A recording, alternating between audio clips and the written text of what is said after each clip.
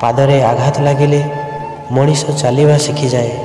ଠିକ୍ ସେହିପରି ମନରେ ଆଘାତ ଲାଗିଲେ ମଣିଷ ଏକୁଟିଆ ବଞ୍ଚିବା ଓ ମଣିଷ ଚିହ୍ନିବା ଶିଖିଯାଏ। ଗୀତାରେ ଭଗବାନ ଶ୍ରୀକୃଷ୍ଣ କହିଛନ୍ତି ଯେ ଯେତେବେଳେ ସତ୍ୟ ଅସତ୍ୟର ଲଢ଼େଇ ହେବ ସେତେବେଳେ ସତ୍ୟ ଏକୁଟିଆ ଛିଡ଼ା ହେବ ଆଉ ଅସତ୍ୟ ଦଳ ବହୁତ ବଡ଼ ହେବ। କାରଣ ଅସତ୍ୟ ପଛରେ ମୂର୍ଖଙ୍କ ଗହଳି ରହିବ। କାହା ଉପରେ ଅତ୍ୟଧିକ ଭରସା କରିବା ମୂର୍ଖାମି। କାରଣ ଅନ୍ଧାରରେ ନିଜ ଛାଇ ବି ସାଥିରେ ରହେ ନାହିଁ। ଯଦି ସ୍ୱପ୍ନ ପୂରା ହେଉନାହିଁ ତେବେ ରାସ୍ତା ବଦଳାନ୍ତୁ, ସିଦ୍ଧାନ୍ତ ନୁହେଁ। କାରଣ ଗଛ ସର୍ବଦା ପତ୍ର ବଦଳାଇଥାଏ, ମୂଳ ନୁହେଁ। ଯେତେ ବଳବାନ ହୁଅ ନା କାହିଁକି ଗୋଟିଏ ରୋଗ ଧରାଶାୟୀ କରିଦିଏ। ଯେତେ ଧନବାନ ହୁଅ ନା କାହିଁକି ସମୟ ହିଁ ଭିକାରୀ କରିଦିଏ। ନିଜ ଘରେ ବସି କେବେ କାହାର ଅନିଷ୍ଟ ଅମଙ୍ଗଳ ଏବଂ ପରଚର୍ଚ୍ଚା ଆଲୋଚନା କରିବା ଅନୁଚିତ। କାରଣ ତୁମ ନିଜ ଘର ଉପରେ ରାହୁ ଏବଂ ଶନିଙ୍କର କୃପା ଦୃଷ୍ଟି ପଡ଼ିବା ସହ ଲକ୍ଷ୍ମୀ ଛାଡ଼ିଯାଆନ୍ତି, ଯାହାଦ୍ୱାରା ତୁମେ ଘରେ ଅଶାନ୍ତି, ଅନିଷ୍ଟ ଏବଂ ଅର୍ଥଭାବ ଦେଖାଯିବ। ଆଜିକାଲି ଏମିତି ଚାଲିଛି, ଠିକ୍ କହୁଥିବା ଲୋକଙ୍କୁ ଭୁଲ ବୁଝିବେ, ଭୁଲ କହୁଥିବା ଲୋକଙ୍କୁ ଭଲ ପାଇବେ। ଜୀବନରେ ଗୋଟେ କଥା ମନେ ରଖୁଥିବ, କିଏ କିଛି ବି କହୁ ନିଜେ ନିଜକୁ ଶାନ୍ତ ରଖ। କାରଣ ଖରା ଯେତେ ବି ଟାଣ ହେଉନା କାହିଁକି ସମୁଦ୍ରକୁ କେବେ ଶୁଖାଇ ପାରେ ନାହିଁ। ଭଗବାନ କାହାକୁ ବି ଦଣ୍ଡ ଦିଅନ୍ତି ନାହିଁ। ଆମେ କରୁଥିବା କୁକର୍ମ ହିଁ ଆମକୁ ଦଣ୍ଡ ଦେଇଥାଏ। ତେଣୁ ଭାବିଚିନ୍ତି କର୍ମ କରନ୍ତୁ। ଏ ଶରୀର ନା ତୁମର ନା ତୁମେ ଶରୀରର। ଏହା ଅଗ୍ନି, ବାୟୁ, ଜଳ, ପୃଥିବୀ, ଆକାଶରେ ତିଆରି ଓ ଏଥିରେ ଦିନେ ମିଶିଯିବା। ପରନ୍ତୁ ଆତ୍ମା ସ୍ଥିର ଅଟେ। ପୁଣି ତୁମର ଏହି ମିଥ୍ୟା ଗର୍ବ କ'ଣ ପାଇଁ? ଯିଏ ଭାଗ୍ୟରେ ଅଛି ସିଏ ତୁମ ପାଖକୁ ନିଶ୍ଚୟ ଚାଲି ଆସିବ, ଆଉ ଯିଏ ଭାଗ୍ୟରେ ନାହିଁ ସିଏ ଆସିବି ଚାଲିଯିବ। କାହାକୁ ସମୟ ଓ ଭଲ ପାଇବା ମାଗି କେବେ ଲଜ୍ଜିତ ହୁଅନ୍ତୁ ନାହିଁ। କାହିଁକି ନା ଯିଏ ଆପଣଙ୍କୁ ନିଜର ଭାବୁଥିବ ସେ ଆପଣଙ୍କୁ ସମୟ ଓ ଭଲ ପାଇବା ନିଶ୍ଚୟ ଦେଇଥାଏ। ଧନ ଅର୍ଜନ କରିବାର ଶକ୍ତି ସମସ୍ତଙ୍କ ପାଖରେ ଥାଏ। ପୁଣ୍ୟ ଅର୍ଜନ କରିବାର ଶକ୍ତି ଈଶ୍ୱର କେବଳ ଭାଗ୍ୟବାନ ଲୋକଙ୍କୁ ଦେଇଥାନ୍ତି।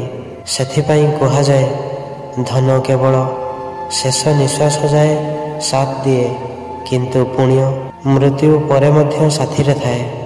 ମିଥ୍ୟା କହୁଥିବା ବ୍ୟକ୍ତି ସବୁବେଳେ ଫଡ଼ ହୁଏ, ହେଲେ ସଫଳ ଏବଂ ସତ୍ୟ କହୁଥିବା ବ୍ୟକ୍ତି ବହୁତ ନୀରବ ଥାଏ।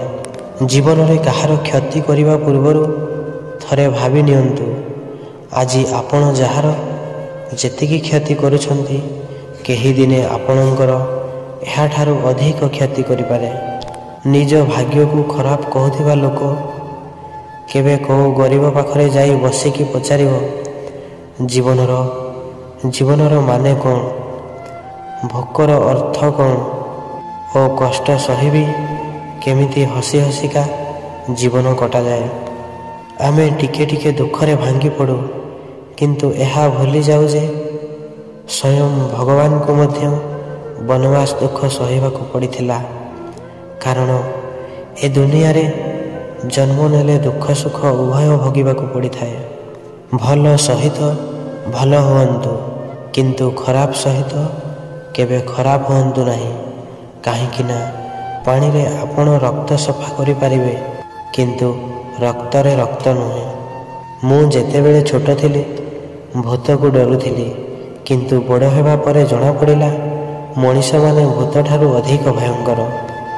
ଜୀବନରେ ଦୁଇଟି ଜିନିଷ ଗଣିବା ଛାଡ଼ି ଦିଅନ୍ତୁ, ନିଜର ଦୁଃଖ ଆଉ ଅନ୍ୟର ସୁଖ। ତାପରେ ଦେଖିବେ ଜୀବନ ସରଳ ଓ ସୁନ୍ଦର ହୋଇଯିବ। ଭଲ ଲୋକଙ୍କୁ ଭୁଲ ବୁଝିବା ମଣିଷ ଭବିଷ୍ୟତରେ ବହୁତ ପସ୍ତାଏ। ଯେତେବେଳେ ଠିକ୍ ବୁଝିବା ଆରମ୍ଭ କରେ ସେତେବେଳକୁ ସବୁ ସରିଯାଇଥାଏ। ନିଜ ମା ଏବଂ ସ୍ତ୍ରୀକୁ ସବୁବେଳେ ଗଭୀର ଇଜ୍ଜତ ଏବଂ ସମ୍ମାନ ଦିଅ, କାହିଁକି ନା ଜଣେ ତୁମକୁ ଦୁନିଆ ଆଣିଛି, ଆଉ ଜଣେ ସାରା ଦୁନିଆ ଛାଡ଼ି ତୁମ ପାଖକୁ ଚାଲି ଆସିଛି। ସୁଖରେ ଥିବା ଲୋକ ବୁଝନ୍ତି ନାହିଁ କଷ୍ଟ କ'ଣ, ସ୍ୱପ୍ନ ଦେଖୁଥିବା ଲୋକ ବୁଝନ୍ତି ନାହିଁ ବାସ୍ତବତା କ'ଣ, ଆଉ ସ୍ୱାର୍ଥପର ଲୋକ ବୁଝନ୍ତି ନାହିଁ ସମ୍ପର୍କ କ'ଣ। କେବେ ବି ନିଜର ଶାରୀରିକ ଶକ୍ତି ଆଉ ଧନର ଶକ୍ତି ଉପରେ ଭରସା କରିବ ନାହିଁ, କାହିଁକି ନା ରୋଗ ଆଉ ଦରିଦ୍ରତା ଆସିବାରେ ଅଧିକ ସମୟ ଲାଗିନଥାଏ। କାହାକୁ କେବେ ବି ଛୋଟ ଭାବିବେ ନାହିଁ, କାରଣ 5 ଟଙ୍କାର କଲମଟିଏ ମଧ୍ୟ 5 କୋଟି ଟଙ୍କାର ଚେକ୍ ଲେଖିବାକୁ କାମରେ ଆସେ। ବୟସରେ କିଏ ବଡ଼ ହୋଇପାରେ, କିଏ ସାନ, କିନ୍ତୁ ପ୍ରକୃତରେ ବଡ଼ ସେ ହୋଇଥାଏ ଯାହାର ହୃଦୟରେ ସମସ୍ତଙ୍କ ପାଇଁ ପ୍ରେମ, ସ୍ନେହ ଓ ସମ୍ମାନର ଭାବନା ରହିଥାଏ। ଶେଷ ସାଥୀ ଅଟେ ନିଜର ଶରୀର, ଶେଷ ତ୍ୟାଗ ଅଟେ ନିଶ୍ୱାସ, ଶେଷ ସ୍ଥାନ ଅଟେ 3 ହାତ ଜାଗା, ଶେଷ ଖାଦ୍ୟ ଅଟେ ପ୍ରଶ୍ୱାସ, ଶେଷ ଧନୀ ଅଟେ ରାମ ନାମ ସତ୍ୟ, ଶେଷ ଯାନ ଅଟେ କୋକେଇ, ଶେଷ ଠିକଣାଟା ଶ୍ମଶାନ ଅଟେ, ଶେଷ ନିଦ୍ରା ମଶାଣି ଜୁଇ।